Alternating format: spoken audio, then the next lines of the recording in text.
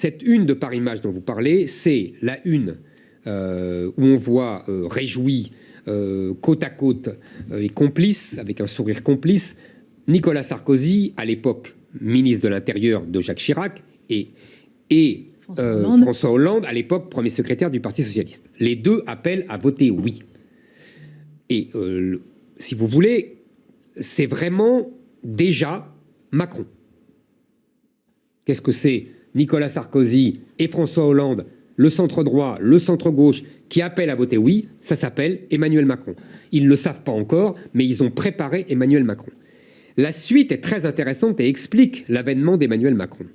Nicolas Sarkozy est élu en 2007 sur un discours officiellement de réconciliation des oui et des non. C'est-à-dire que, en fait, il a fait campagne sur le non pour la gloire de la France, de l'État, de la souveraineté, pour le ministère de l'identité nationale, contre l'immigration, le fameux Karcher, etc. Et quand il a gouverné, en fait, au centre droit pour le oui. On recommence, et c'est ça qui va lui coûter sa réélection en 2012. Les électeurs qu'il avait arrachés au Front National, furieux, ne votent pas pour lui en 2012. Élection de François Hollande, qui fait la même chose. On va réconcilier les oui et les non. Mon ennemi, c'est la finance. Vous voyez, son slogan, c'est la campagne du non de gauche. Et qu'est-ce qui se passe?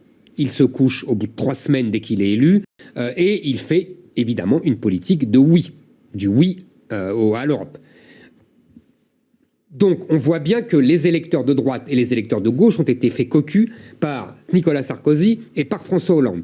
Donc qu'est-ce qui se passe? En 2017, le camp du oui, comprenant que cette stratégie de la cocufication permanente, si j'ose inventer ce néologisme, a fait son temps, se rassemble. Le centre droit, le centre gauche, le oui de droite, le oui de gauche, se mettent ensemble, et le beau bébé s'appelle Emmanuel Macron. C'est ça, Emmanuel Macron. C'est le rassemblement du oui de droite et du oui de gauche à ce référendum.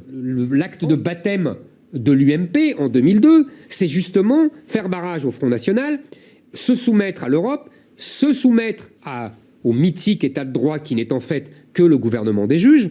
Vous voyez, donc ils sont en contradiction avec l'ADN de leur parti, le LR n'étant que le nouveau nom donné à l'UMP.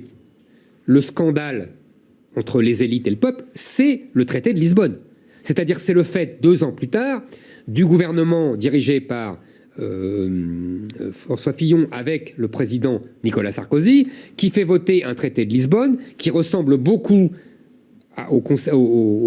au traité qu'on a rejeté majoritairement, qui le fait adopter par le Congrès avec l'assentiment d'une énorme, voire quasi-unanimité, il y a quelques voix qui voteront contre, des élus socialistes.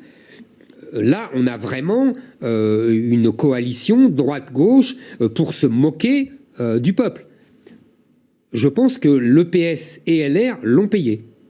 Ils l'ont payé en 2017, après les 2 mandats plus ou moins ratés de Sarkozy et de Hollande. Et c'est pour ça que, si vous voulez, on a eu Emmanuel Macron et on a eu cette désagrégation des 2 partis qui autrefois dominaient la vie politique française pendant 30 ou 40 ans.